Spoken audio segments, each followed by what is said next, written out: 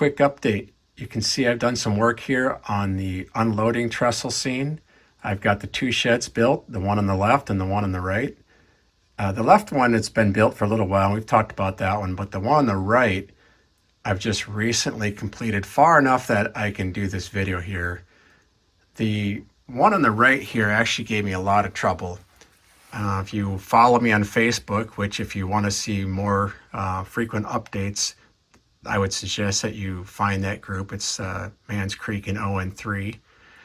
And this one here I built, and then I knocked it on the floor when I was trying to get the conveyor in on the that you can see feeding it there. And when it hit the floor, it shattered into a million pieces. So then I had to rebuild it. And after I rebuilt it, I didn't like it. So then I cut it apart and reconfigured it a little bit more. I'm pretty happy with it now. And so that's why I thought I would do this video. I wanted to wait till it was far enough along that we could see it. And then as you saw in the opening scene there, we could actually see some cars dumping in it. The story here is that I didn't like the way that it looked because it's been compressed a little bit, and it's never made me happy, and it took me a while to figure out what I could do to it to make myself happy with it. And it had to do with the wall over here. In reality, this wall should have been farther down this way, and this wall where the conveyor goes in would have been set back. And when I shortened this up, I made this all one flush wall, and I didn't like the look of it here. So what I did is I cut the wall off here, and you can see I stepped it back about 1/4 of an inch. Now, none of this is fully done. It's done just enough for me to make sure it all works, because the next step is going to be for me to take all of this out and do the scenery down in here and, paint the concrete in there. Then I will put all this back in, and I'll do the fine detailing work like the railings, and I'll build the bridge that goes out over here, and I'll finish this tank car scene in here, and I'll finish all the roofs on here. One of the things you see is this hole in the wall here, which I don't have any evidence that the prototype had that hole, but unlike the one here on the left that has an actual big hole in it like the prototype, and that hole makes it really easy to see the doors operate, but the trouble is on this side, you really can't see the doors operating very well. And you cannot move the hopper cars out from the shed unless the doors are fully closed. So that hole right there allows you to see when the doors open and when they close. So if you look in that hole there, and it's brighter for me, it's not as bright for this video here, but you can see the doors open, and then you can see when the doors closed. So it's important to verify the doors are closed before you pull out, because what will happen is, since the narrow gauge rails are slightly offset because that's dual gauge in there, the right side of the cars are very close to the door opening. If I pull this out, you kind of get a perspective there. And if the doors are open, they'll hook the post on the wall going out. So you really need to make sure that the doors are fully closed. Another thing I've done is I've hooked up the air system for both of these sheds here, and I've been testing that out, and it's working very well. This little white thing you see hanging here is I put that there because I had an operating session, and that just helped the operators that were new here know where to align the coal hoppers to make the contacts work. And I've got plans for how I'm going to make that easier, but for now I just hung that little twisty tie right there, and now they know where to stop. This one is kind of easy. You just stop it when that footboard gets to be kind of flush with the end wall there. And then that's pretty much centered, and that one will open just fine. So here I've moved the train out of the way, and we can see inside of this structure. Now inside of this structure, I'm not claiming that this is the way the prototype was. I just made it this way because it worked out well for what I needed to do. The little wall I made here is so that when the coal comes out of the doors, it has something to fall against and direct it kind of straight down. On the right side here, you can see I've made some angled boards here that kind of direct it away from the edge of the wall. If I don't have those boards, what happens is the coal will come and bounce out these openings along the bottom here. Because you can see farther into that opening in the back there where the conveyor comes up, I actually had to model that conveyor back in there. And so I designed that and 3D printed those parts. I also, up in the ceiling up there, there's some lampshades that hang down there. Those are 1.2 volt bulbs that I'll get wired in. They're hooked up right now. I just haven't got my power supply connected to those. Inside the dump sheds on both of them, I put lighting up in the rafters. That's the same lighting I've used in the strip tipple, and it works out real nice because it kind of helps you see a little bit into there when the train's in there, because it's kind of dark when the train's blocking all the light. And I don't have, again, evidence that the prototype had lights in there, but from an operator standpoint, it just makes it more comfortable to operate when you can see what's going on. So one other thing I did here is I totally redid the control panel for the unloading trestle.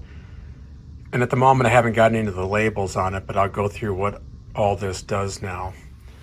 On the left side here are two switches, and this is for the 1.2 volt bulbs, and then this is one for the brighter LED bulbs.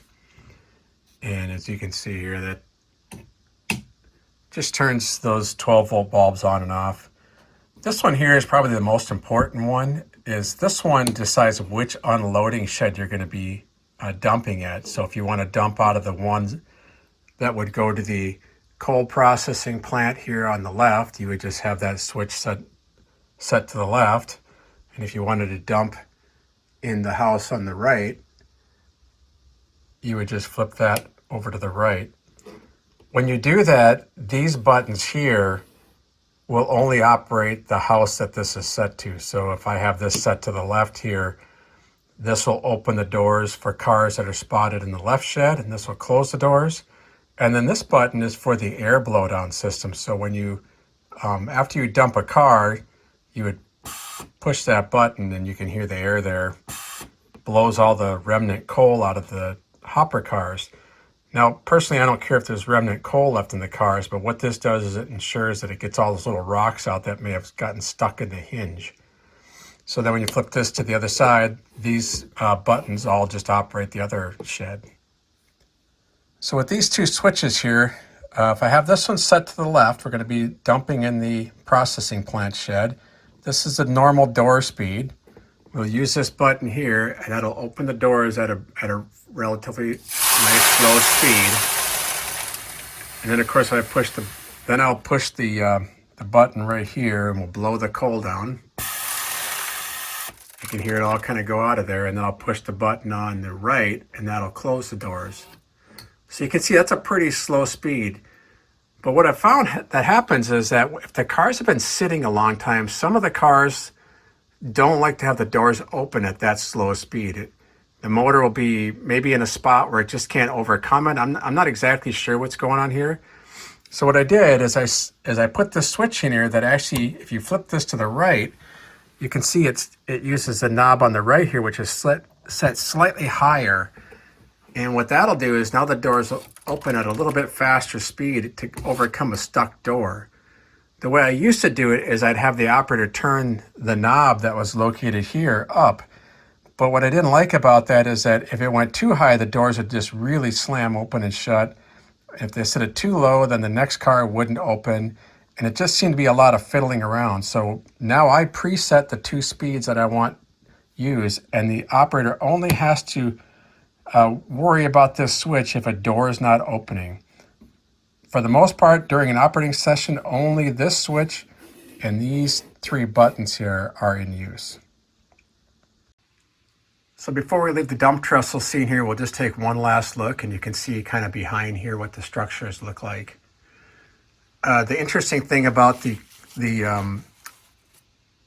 chute that goes down to the coke crusher here is that this one goes all the way down to the ground, so I had to make it follow the contour of the scenery, where the one coming out of the processing plant is actually elevated up on trestle beds. And you can see the conveyor there is built on a couple towers there. Now the difference here that I have on the prototype with my head house at the slack bin is I had to put a seam right here because I need this shed to lift off of here in case there's trouble. So what I did is I just ran some boards horizontally around the top of there to separate the siding on the upper part from the lower part. This lower part of this chute here is removable to access the funnel that's down there in case some problems go. It's also where the plugs are to hook up the electrical for this dump shed here. So some of the other things I've been working on are my log cars. Now, if you've been following along in some of these videos, you know I was unhappy with my earlier log cars. A lot of it had to do with the couplers, but also the trucks I was pretty unhappy with.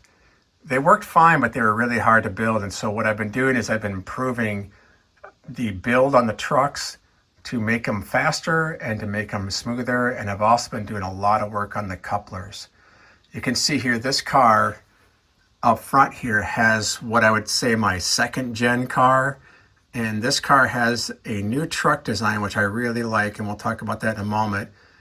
It also has a different coupler design, and it's kind of what I call like a soft centering. So the coupler here has a centering spring that's really nice and soft. It also throws a little farther. I widened the box out because the log cars go around some pretty sharp corners in the lumber yard there, and the couplers weren't swinging enough to allow me to offset the couplers to do offset coupling. To do that, I've come up with a design for springs to get rid of the springy that goes this way on the KD cars or on the KD couplers, and my spring then allows it to not have any slack so the couplers don't pogo stick in and out, but they center with a really soft centering spring. Now the car that's back right here, this is what I call my third gen, which is probably my final version here. Again, you can see a good example of the two here. Where you see the difference is in the coupler box. Now I use the NMRA coupler height, which if I had known at the time that that was too high for logging cars, I would have made my coupler height lower. But because I didn't, I already had too much equipment made to change my mind. So the car on the right has the coupler heights set at the NMRA height with a standard KD ON3 coupler. It causes the coupler box to be above the frame rails. The one on the left, I've lowered the coupler box and I've made my own coupler, which has an offset shank. Now my coupler uses the spring and the knuckle from a KD coupler, but I use my own shank design. And I print that with a resin that's pretty strong. I don't think it'll have any problem holding up to my 8-car maximum trains. But you can see what that's done is it's allowed that coupler box to be lower than the frame, and it just has a better look to it, I think. Another difference here I made is that the sway poles, I've been using copper grounding wire, like a 14 gauge grounding wire, so it's solid copper. And I cut them off, and I have some slight bends in them, and then I cover them with thin Tamiya putty that I got the idea from Martin Kovac on Night Shift, and he uses it for texturing tanks. But if I use a brush and kind of drag it down the copper wire, it makes a nice grain feature into them.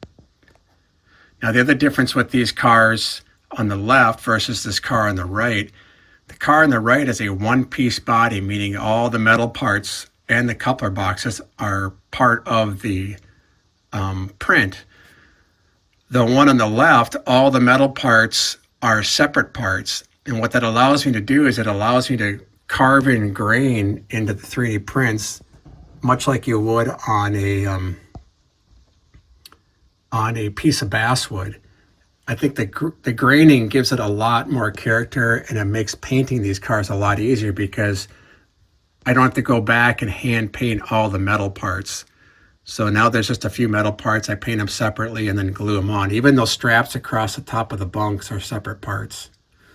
Now another car I've been working on here, this is a Climax Manufacturing Company log car. And you can see it's a little bit different design than the Russell car, which is this one here. So this one has, you can see there's two straps across the top of the bunk, and then it's got slightly longer straps that hold the bunks down onto the frame. And then it has a kind of a strange block with a bolt going through it in the middle there. Now that car also has all the metal parts as separate parts.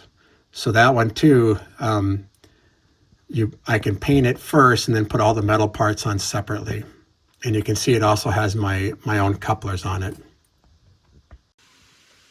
And here's the last log car I've been working on. Now this is the Ely Thomas log car. And this car is unique in that it has those vertical stakes on there. And it has this strange piece that goes across the middle here. Now this too, all the metal parts, including all those straps and all those little latches on there, they're all separate prints, so I can grain the wood, as you can see here, paint it all, and then I paint all the metal parts separately and put them on. What's kind of neat about this car is it's going to have this chain here will go up. If you know anything about the Ely Thomas cars, there's a latch right down here, and the chain comes up and it hooks over this stake here, and then it comes back and it hooks down onto this fixed bracket right there. Also on this side here, there's a lever, and on that will be this, let's see if I can get in the camera here, this actuating rod that will run, it'll hook into there and it will run across the car. It kind of sits down underneath the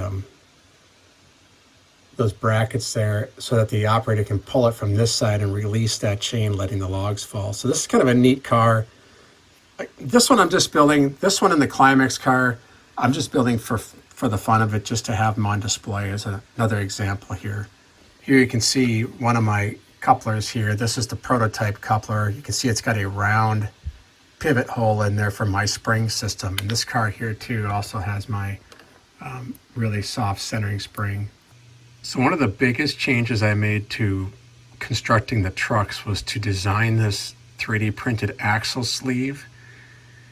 And if you've seen my video on making insulated axles where I convert the KD ON30 wheel sets to ON3, you'll see that I used some paper over a brass tube, and although that worked well, it just took a long time to do. And so I came up with this sleeve here that has some stops on it to self-gauge the wheels. So all I have to do is pull the axle out of the KD ON30 wheels, and I just push them on. I've printed this enough times that I've got the tolerance just right now on the sleeve, and both the brass rod just slide in there really nice. It presses in there, and then the wheels will just press right over the axles until it butts up to those stops there. This has sped up truck construction considerably, and the trucks run real straight and true. I redesigned the trucks themselves to accept the axle a lot better. I barely have to spread the side frames out, and I've played around with the size of the hole that the axle rides in, so they're much smoother, they're self-centering, and just all around so much nicer to put together. The last car we're going to take a look at here is the new 20-ton Manns Creek coal hopper. This is the one with the steel frame, and I've got it far enough along, or I've done some testing with it. You can see that I'm able to open and close the doors, and that's got the a different motor in it. It's a smaller motor, and I was worried that it was not gonna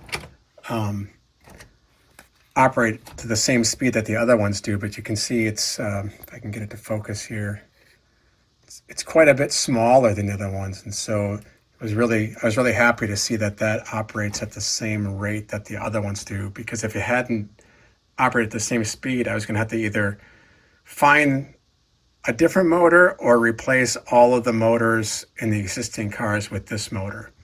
But now that this one matches, I can move on.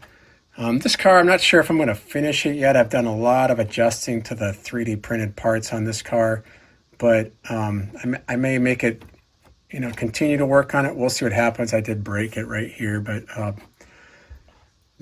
I've kind of slowed down a little bit on that car because of the log cars, trying to get those done so I can get the log train back operating again and just get some of these things cleared off my workbench. Once the log cars get all done, I'll get back on this and finish it. I've got some newer prints coming off the printer that I'll build up for this car. To go along with the new hopper cars, I've also got a new set of trucks. Up until this point, I was using this truck on the right here, which is a San Juan Car Company 220 truck. It's a good representation of the Manns Creek car, and I have those on all my cars up to this point, but it wasn't the actual truck that the Manns Creek used. And so over here on the left now, I've actually made the Manns Creek truck. You can kind of see the difference if I get them both in the frame here.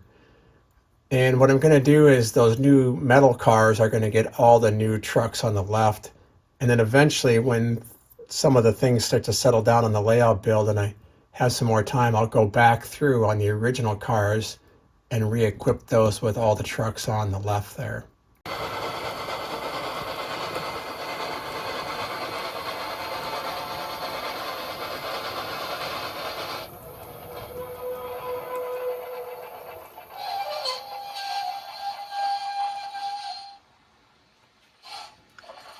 So as we sit here at mine number 7, I want to show you guys something I also did since the last update. And this is kind of might be corny, might be fun, I'm not sure, but I'm going to show it to you now because it's actually working pretty good.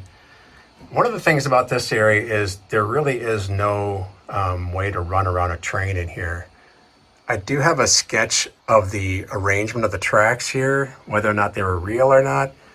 It does show a crossover from that siding back to this one, but I don't have enough length in here and I didn't really want to put that in here. So really there's just one switch right here. There's a switch back here that goes off to the logging line that goes through this hole in the wall here, but there's no run around here. And I really don't want to add one in here just because it kind of ruins the whole look of this area, I think. I wanted to keep this as simple as possible. And up until this point, I've been shoving the trains up in here so that, it would be arriving here caboosed first. And then the other day I was running up here and I forgot. I left my caboose on the back end and I came up in here and I thought, oh, that's kind of a bummer. And what I did is I just pulled the locomotive up into the siding and pushed the caboose by hand up in here. Now, years ago, I saw a video where a narrow gauge train went to a dead end branch, much like this one. And the crew uncoupled the locomotive from the train and pulled out a long strap, and they put the strap on the locomotive and then over on the train, and they pulled the locomotive ahead till it cleared the turnout, through the turnout, and then it continued to pull the train onto the adjacent siding. And when they reached the end of as far as they could go, they unhooked the strap, pulled the locomotive ahead, rehooked it onto the next the car nearest the switch and pulled it ahead. And they kept doing that till they got the train next to them all the way past them. And then they pulled back out and hooked on the other end. And, there's a lot of pictures of the Manns Creek shays where they have chains hanging on them. And they have a lot of places where they have no runarounds. And I think that they may have been using that same technique. I think that technique may be actually more common on logging and narrow gauge lines and even some standard gauge lines that didn't really go reported much. We know that they did polling, but you can polling means where you take a wooden pole off the train and you put it in those little pockets that are up on the pilots, and you would put the pole between the train and the car and you could push it down an adjacent siding. But if you're not doing a pushing move like this one, there would be no way to what they call pull the car, which is actually pushing the car. You couldn't pull it because you're on the wrong end of it. And so that's where I think they may have used chains like this to do any kind of movements that they needed to do.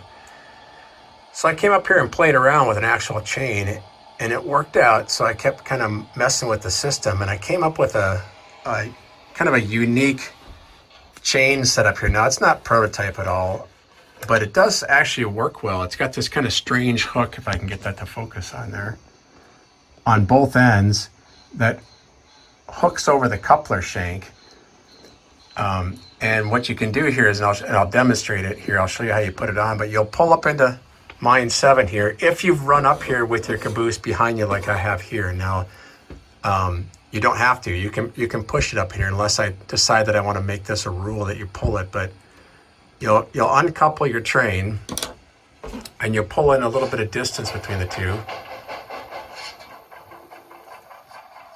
And then you'll grab the chain here. Now the chain has these little loops on it right here that are perfect for hooking with the coupler uncoupling stick. And then you can come up here and try to do this with one hand here. Is you'll take the hook here and you just hook it over the shank and pull that out, and then you can take the other one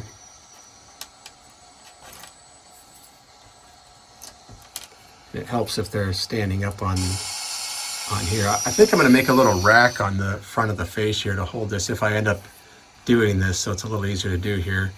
But you just hook this one here, and then you can put that one over the get it in the camera here, over the locomotive coupler. Then when you pull the locomotive ahead, so go nice and slow. Now I probably would have had that laying in between the rails to do this. So now we've taken the slack out.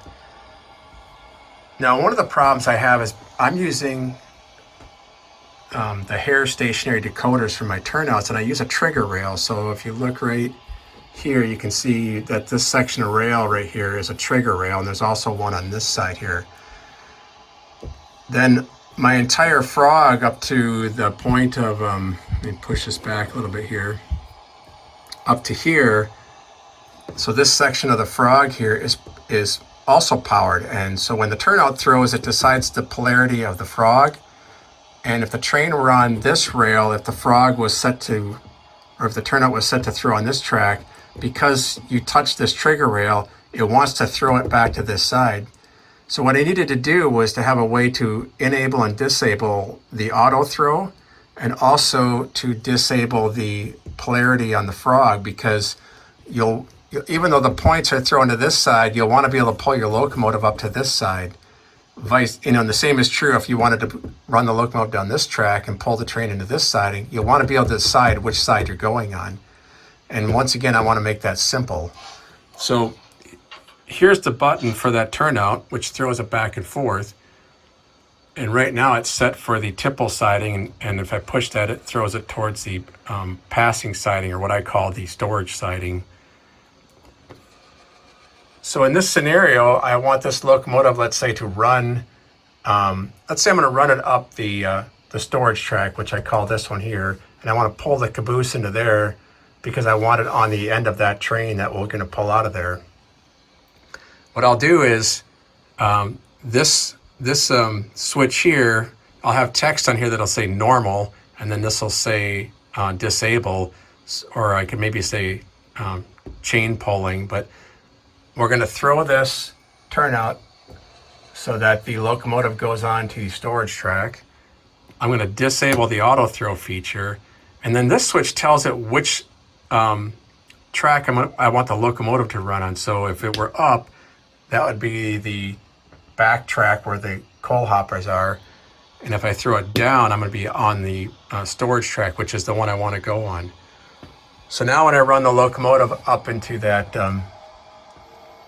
up into the siding there, nothing will short out. So I'm going to pull the caboose down until it gets to the points.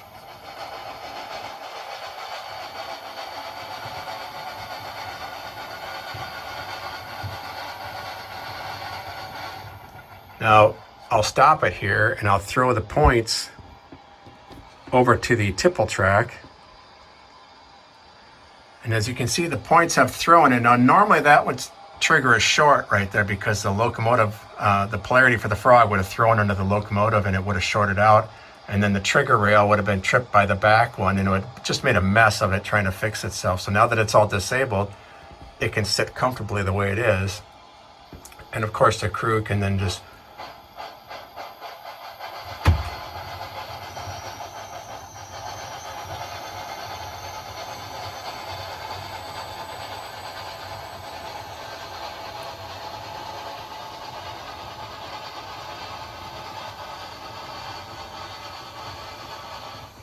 And then when the caboose gets in the clear, you can simply come back in here and stick your little coupler stick in the holder, take it off, and you can just come over here and do the same with that one. And I'll probably have, something down here to put this on.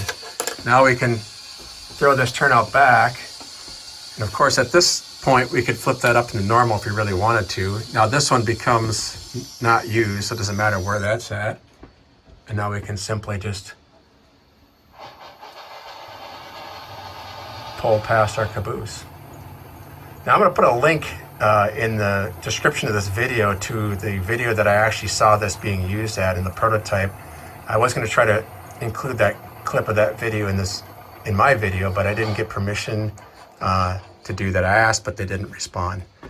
So we'll just put a link in there. You guys, I'll put a timestamp here and you guys can go ahead and watch that video of it being done in real life. But now you can see we can hook this whole train up, and I'd probably move this caboose. I guess I could have pulled the caboose onto the adjacent track here and made it in one move, but you get the point.